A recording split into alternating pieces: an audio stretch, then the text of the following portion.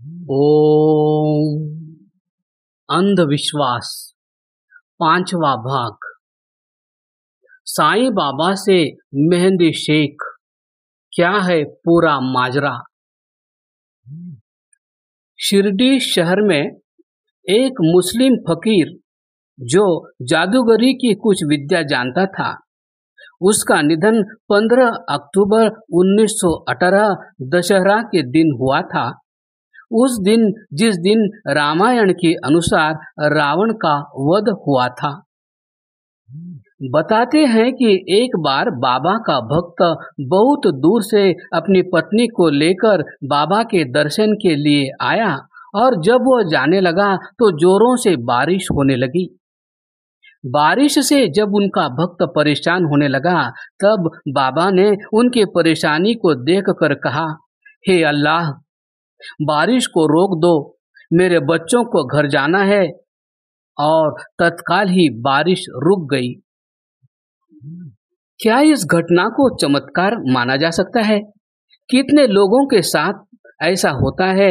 उन्हें कहीं जाना होता है, कई बार बारिश आ जाती है, तब लोग मन ही मन कहते हैं कि हे भगवान, बारिश रुक जाए और मुझे जहाँ जाना है मैं वहाँ चला जाऊं। करीब 90% बार ऐसा होता है।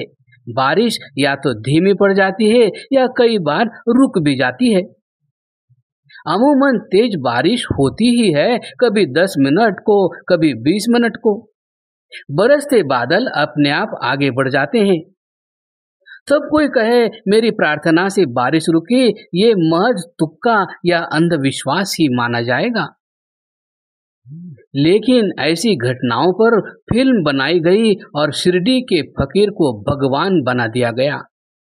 उसे जिसकी मौत आज से करीब 100 साल पहले हुई थी, आज कौन सा गली मोहल्ला छूटा है जिसमें बाबा न बैठा हो? कौन सा अखबार छूटा है जिसमें उनके विज्ञापन न आते हो? मार्केट में, मेट्रो स्टेशन पर, सुलभ शौचालयों वगैरह में जगह जगह इनके पोस्टर चिपके दिखाई देते हैं। इन सब पोस्टर में कोने में शिरडी वाला बाबा भी चिपका होता है। अब इन बंगाली बाबाओं के किस्से समझिए। देश की आर्थिक राजधानी कही जाने वाली मुंबई माया नगरी के एक बाबा बंगाली की करतूत तो ऐसी रही कि हैवान भी थर्रा जाए। मध्य प्रदेश की राजधानी भोपाल का परिवार लड़कियों के बाद परिवार में लड़के के जन्म न होने से मानसिक रूप से असामान्य थे। जहां उस परिवार को इसके लिए जहां उन्हें डॉक्टर की सलाह लेनी थी, वहां परिवार ने मेडिकल साइंस की जगह अंधविश्वास की शरण ली। शरण भी ऐसी कि एक बार अंदर गए तो बाहर निकलने के सभी रास्ते बंद थे। मानसिक रूप से सामान्य लड़के की चाहत के चलते परिवार के एक सदस्य ने जब हसन उर्फ बंगाली बाबा से संपर्क किया तो उसने कहा कि परिवार पर किसी के टोने टोटके की वजह से ऐसा हो रहा है। अगली पीढ़ी में ऐसा न हो, इसके लिए परिवार की हर लड़की को अकेले में बैठाकर उसके लिए कुछ टोटका करना पड़ेगा, तभी यह टोना टोटका हट पाएगा। हसन उर्फ बंगाली बाबा ने टोने टोटके की सामग्री के नाम पर एक लंबी चौड़ी लिस्ट परिवार को बताई। इस सामग्री के अनुसार हसन उर्फ बंगाली बाबा ने हर लड़की पर टोटके के लिए 10 से 15 लाख रुपए लेना था। तंत्र का डर दिखाकर हसन ने पीड़ित परिवार से टोटके की सामग्री के बहाने ये पैसे भी लिए थे, पर हसन कभी कोई सामग्री नहीं लाया। हसन तंत्र के नाम पर लड़कियों को एकांत में ले जाकर सिर्फ बलात्कार करता रहा। हसन ने परिवार को अज्ञात का डर दिखाकर लगभग 4-5 वर्ष तक पूरे परिवार को जादू टोना के जाल में उलझाए रखा। पीड़ित परिवार की सबसे छोटी लड़की ने अपने पिता के एक मित्र को हसन के द्वारा किए बलात्कार की आपबीती सुनाई और बाबा का पर्दाफाश हुआ। इसके बाद हसन शेख उर्फ बंगाली बाबा गिरफ्तार किया गया। इस केस के जांच अधिकारी संतोष बागवे ने बताया कि बंगाली बाबा ने टोना टोटका के बहाने पीड़ित लड़कियों के परिजनों से 1 करोड़ रुपए से ज्यादा की धोखाधड़ी भी की थी। जिन 7 लड़कियों से रेप किया गया उनमें से लगभग 6 नाबालिग थी। वे सभी एक ही परिवार की थी। उनमें 13, 16 और 17 साल की 3 सगी बहनें थी। 3 उनकी रिश्तेदार थी। 7वीं लड़की उस परिवार की नौकरानी थी।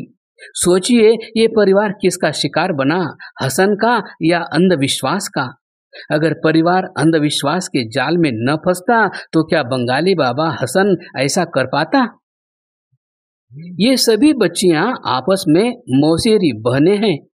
बाबा बंगाली उन 7 बच्चियों का कई वर्षों तक बलात्कार करता रहा। एक बच्ची ऐसी थी कि 12 साल की नाजुक उम्र में ही बाबा के बलात्कार करने से गर्भवती हो गई, लेकिन हैवान बाबा ने उसका भी उपाय कर दिया, बच्चे का गर्भपात करा दिया।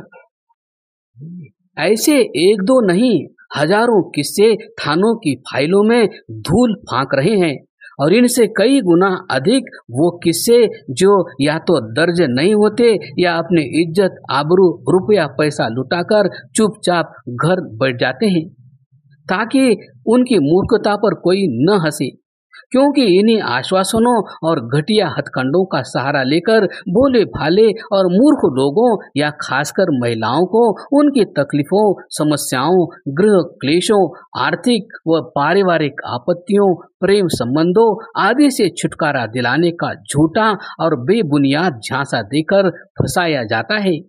उनका आर्थिक, मानसिक और शारीरिक शोषण किया जाता है और उनके दुख, दर्द आदि का नाजायज फायदा उठाया जाता है और उन्हें मानसिक रूप से विकृत बना दिया जाता है।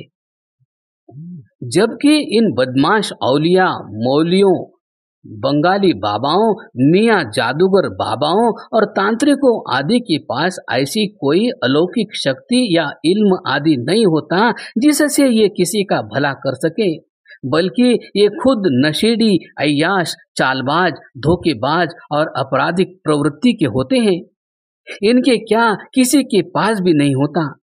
अपनी मेहनत और ईश्वर पर विश्वास ही हमारा सबसे बड़ा सहायक होता है। जबकि हम रोज अखबारों में पढ़ते हैं, समाचारों में देखते हैं कि आए दिन फला मौलवी, औलिया या बंगाली बाबा ने किसी महिला को नशीला पदार्थ खिलाकर उसका शील भंग कर दिया और उसकी वीडियो फिल्म बनाकर उसे ब्लैकमेल करने लगा, या किसी व्यक्ति का कोई काम करवाने के एवज में लाखों रुपए ठग लिए, या किसी निसंतान महिला से किसी बच्चे की बलि दिलवा दी, लेकिन फिर भी लोग किसी अलौकिक चमत्कार के चक्कर में इनके बिछाए जाल में फंस जाते हैं। अब इनका सबसे बड़ा कमाल देखिए। जो लोग ये मानते हैं कि साईं बाबा भगवान हैं, उन्हें ये लोग खुलकर आईना दिखाते हैं और लोगों को कैसे बेवकूफ बनाते हैं। इनके विजिटिंग कार्ड, पॉम्पलेट, पोस्टर ध्यान से देखिए, एक पर भी आपको श्री राम जी, श्री कृष्ण जी, हनुमान जी या शिव जी की तस्वीर नहीं मिलेगी, क्योंकि इनका मजहब इन्हें इसकी इजाजत नहीं देता।